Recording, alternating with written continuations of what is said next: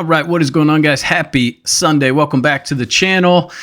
We've got the NFL, we got some NBA, we also got some college basketball. But in this video, we're going to talk about NBA and NFL. We're going to go light on the NBA because it is Sunday, just kind of a weird day, very similar to baseball. But definitely see some spots to smash in the NFL. So if you guys haven't yet, be sure to subscribe to the channel. It's absolutely free. And join the Discord.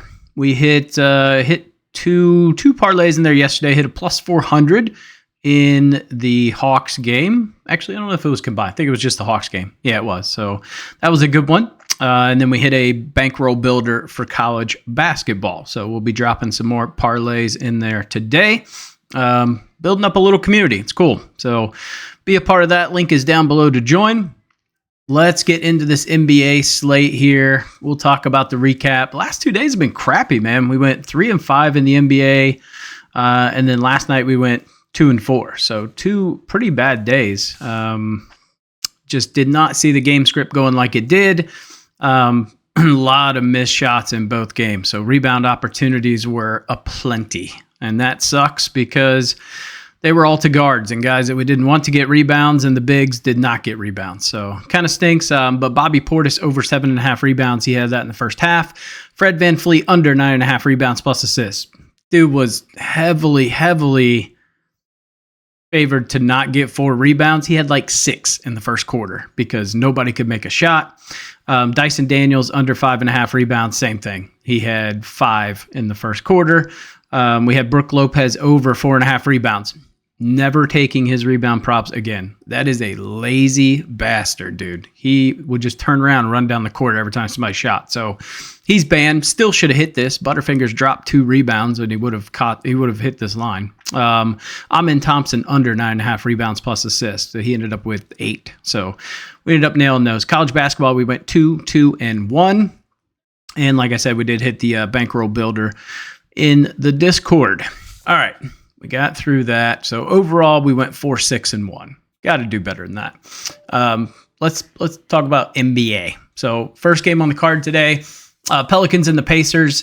Really good spot to take the Pacers -6.5. This Pelicans team is trash. Still have a ton of injuries out. I mean, they're basically relying on DeJounte Murray to carry them. Herb Jones is just not a guy you're going to rely on. McCollum is very skittish in terms of his production. So really good spot to take the Pacers. Next game, Knicks and the Magic. This line just, I mean, here's the thing. Magic are undefeated at home. Going up against a Knicks team that is just far more superior. Give me the Knicks -4.5. I think we're just seeing this 4.5 because the Magic haven't lost at home. But no Wagner, no Banchero. I just don't think they have the depth to keep up with the Knicks. I think their second strings or their backups are going to dominate the Magic. I think the starters will keep it somewhat tight, but they just have a much deeper bench than the Magic. So really good spot to take the Knicks -4.5. Celtics and the Wizards, not touching a 16.5, especially Boston on the road. Give me the over 230.5. No Al Horford in this game. That's really the only significant injury there. Washington still, same guys that have been out, will be out. Timberwolves and the Spurs. Timberwolves on the road -4.5 against the Spurs team. That's just not great, especially when we're talking about games where the over-under is pretty tight and they actually play defense. So give me Minnesota -4.5 and the over 214.5 in that game. The Spurs they're just not good at defense. So I don't think they're going to keep that to that tight of a game. Trailblazers and the Suns. We're back to the Trailblazers being double-digit dogs at home against Phoenix. Phoenix -10.5. A little tight. I would lean more towards Phoenix team total to go over. So that would be my prop there. Or you could take Portland under. I don't think they have a ton of success today. Mavericks and the Warriors, kind of the marquee matchup today. I like this game. It's in the Warriors home court here. So give me the Warriors +3. I think that's a really good spot. I think they probably win outright, to be honest. So taking the +126 is not a bad play either. Last game on the card, Grizz and the Lakers. boy, the Lakers are bad. LeBron's back, so I guess they do have their full lineup. That said, Lakers just don't play well at the pace that the Grizz are going to play. They've got some, LeBron and AD. You keep running them up and down the court like that, usually doesn't go well. So give me the Grizzlies -4. I just don't think they can keep up with the pace that the Grizz are going to play with. All right, NBA. Let's talk about these games. There's some weird ones. There's some spots I love, but in terms of picking winners and things like that, I think it's going to be kind of a weird little day, and we've got some weather issues, so we'll talk about the weather for each one as well. Jets and the Jags. So there is a chance for rain in this game, but pretty good weather, as you would expect in Florida. Some wind. There's like a 14-mile-an-hour gust of wind, but man, I hate both of these teams, to be honest. You've got Mac Jones for the Jags and Aaron Rodgers, who does not look good. That said, give me the over 40.5. It's the only thing I trust in this game. I don't trust either team to do anything, but I think Jacksonville is able to score, and I think the Jets should be able to put up a decent amount of points. If I had to pick a team, I'm going Jets. But -3.5 to trust this team just sucks. So if you want to back the Jets today, I would say maybe taking their team total over would be the best strategy there. Ravens and the Giants. Let's see what the weather's like there. All right. And I can't find it all of a sudden. Fantastic. All right. There we go. It's going to be a balmy 36 degrees with a slight chance of rain. There is a lot of rain in the forecast today, but overall, decent weather here. Back in the Ravens, -16.5 is a little steep, man. They just suck against the pass, so I do struggle with that. I don't think Tyrone Tracy's able to do anything on the ground, so you're going to be relying on DeVito to save your team. That's a bad spot to be in. But 16.5 is a lot.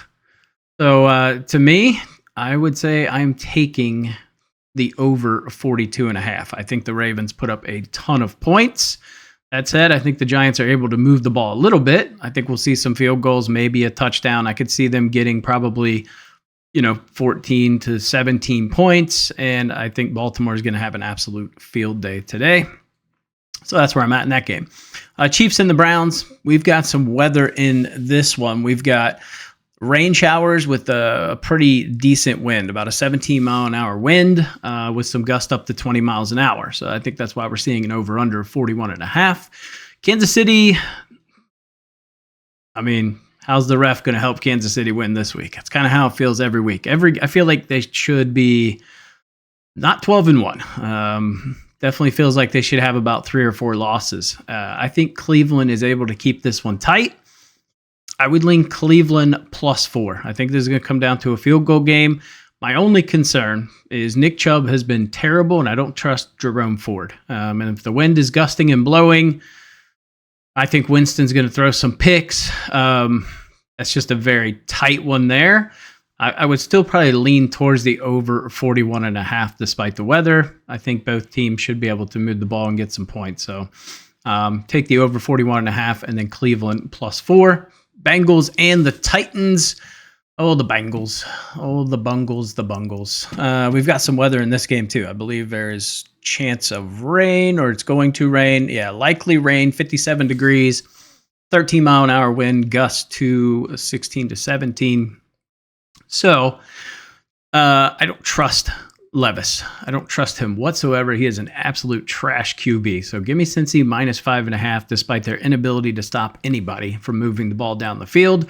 I would lean towards the under 46.5. Like I said, I just don't trust Levis to do anything. It's a good Bengals day. That said, their team total is pretty high. I want to say it's 27.5. So that's a little steep. I mean, this Titans D at home is significantly better. So to me, it's the under 46.5 or Bengals -5.5 in this spot. Dolphins and the Texans. So must win for the Dolphins. Texans, I mean, they do obviously want to win. But for the Dolphins, I think they need to win a little more. I haven't been super impressed by C.J. Stroud over these last 3 or 4 games. He's just looked really off. He's missed some pretty easy throws. His accuracy's been bad. Decision-making's been bad. He's thrown a decent amount of picks. And, Tua is going to have a very high completion percentage. They should be able to run the ball a little bit. So give me the Dolphins. I think you can still find this +3 on some books. So give me the Dolphins +3 in this spot. I do like them to just outright win the game. And I like the over 45.5. I think there's going to be some points scored in this one for sure. Playing in a dome, so we don't have to worry about the weather. Commanders and the Saints. This line just does not make sense to me. I am so confused how Washington's only -7.5 when the Saints are on their 3rd string QB. That said, he's been in some blowout games, and when he's come in, he's actually looked pretty damn good. So I guess I could see it. I mean, maybe because New Orleans at home, but I don't know how you don't take Washington -7.5 in this spot.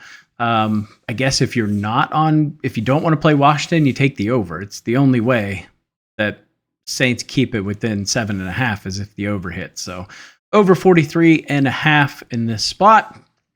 Cowboys and the Panthers. Am I really seeing that the Panthers are favored in a game? This is ridiculous. Slight chance of rain, 45 degrees. Do I trust Bryce Young? God, no. There's no chance. I am taking Carolina in this spot. You can get a Dallas +3 on most books. So this is a little off. Give me Dallas +3. And I would lean towards that under 42.5, actually. Tampa Bay and the Chargers. Shouldn't be any bad weather in this game.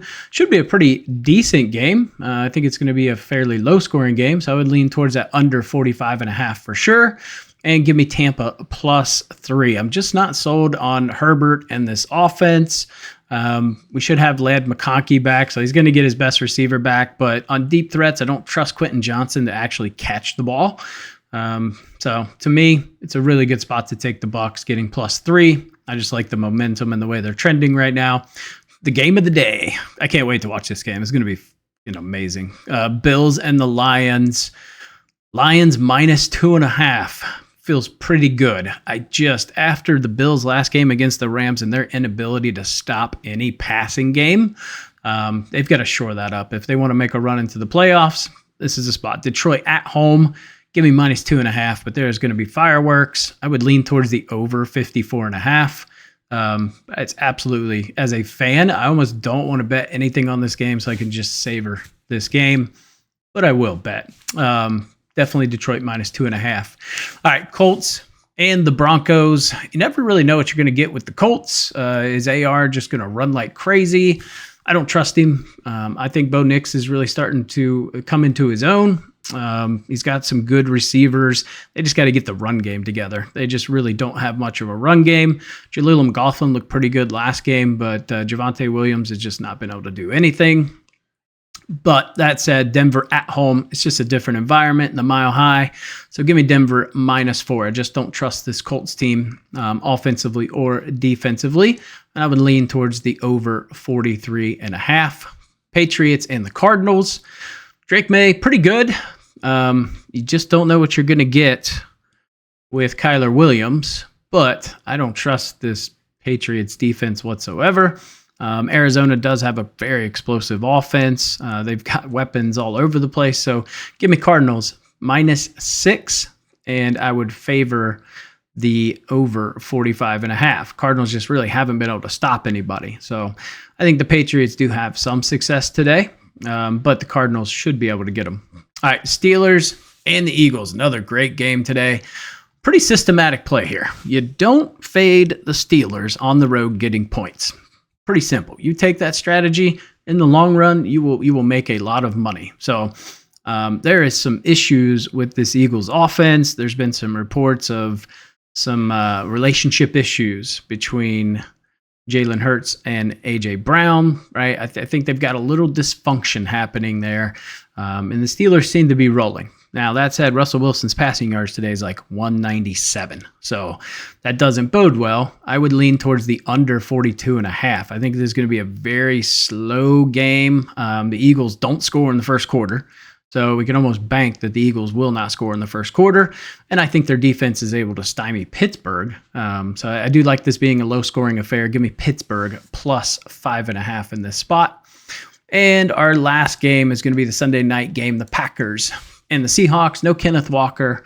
At least by what I've read, it sounds pretty likely that he will not be playing tonight.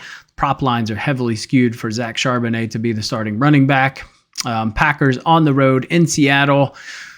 Seattle's just been getting it done. Every week, they've just been clawing out wins. But in this spot, give me Green Bay minus 2.5. I'm just not in love with the Seahawks team. I think Green Bay is due for a good game. Obviously, that is a very tough stadium to play in, very loud. They do cause some issues. So that said, Packers are just a better team. So give me Green Bay minus 2.5 and the under 46.5 in this spot. All right, so let's get into all of our plays today. So first one, we're going to start with 3 basketball plays. So like I said, keeping it light in the NBA today. Tyrese Halliburton under 4.5 rebounds. He is only over this line in 2 of his last 20 games. That's pretty wild. He is just not a rebounder. So if he hits this line, tip the cap. But that's just not what he does. I do like his over assist. I did not pull the trigger on it today, but Pelicans gave up a shit ton of assists. But what I do like, we're taking TJ McConnell over 3.5 assists. So his backup, I do expect him to play a decent amount of minutes today. He is over this line in 5 of his last 6 games. Pelicans 26th in assists allowed to the point guard position. And then our last NBA play is going to be Jason Tatum over 8.5 rebounds. He is over this line in 4 of his last 5 games. He's over it in 4 straight without Al Horford, who is out with a toe injury. So I like him to get the job done despite the massive line. I think he gets the job done today. All right, NFL plays today that we have. Alvin Kamara over 96.5 rushing plus receiving yards. Washington is 27th in rushing yards allowed. So if you just want to take his rush yards, I believe the line is 60.5. I do like that. But he's got a third stringer in there. I think they're going to dump it down to him. Another play I really love is Kamara over 4.5 receptions. You can get that for really good plus money right now. Last 3 games without Derek Carr, he has had 8, 7, and 11 targets. So I do think they dump it down to him an awful lot. He is that safety net for the QBs. So I do like the spot for him. Derrick Henry over 20.5 longest rush. I didn't really want to touch his total in rushing, but he's going to break one off. He's over this line in 7 of his last 10. Giants are 31st in rushing yards allowed and 27th in explosive rushing plays allowed. So give me Derrick Henry to break off a deep run. All right, Derrick Henry and Joe Mixon, anytime touchdown. Combine them together, you get plus 115. Just a good spot for both. Give me the Bengals, the Commanders, and the Dolphins on a 6-point teaser. Pair those 3 together, you get plus 160. Give me Najee Harris over 14.5 rush attempts. He is over this line in 7 straight games. We see the Russell Wilson line at 197 passing yards. That tells me this is going to be a ground game. Should be a slower paced game, lower scoring. I think Najee should hit this line pretty easy. I've got him projected to do 16.5, so a little bit over that. And then last play here is going to be Malik Neighbors over 64.5 receiving yards. He's only over this in 6 of his last 10 games, so not necessarily like a ridiculously high hit rate, but Baltimore 29th in receiving yards allowed. We know the Giants are going to be playing from behind probably the entire game. They're going to have to throw the ball. So I do like Neighbors to go over his receiving yards. So those are plays I like.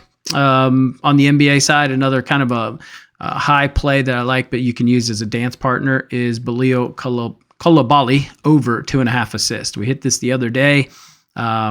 This line is now at minus 174, but he is blown through this line. So it's too low. Should be 3.5. So there's some value there. All right, that is going to do it for me, guys.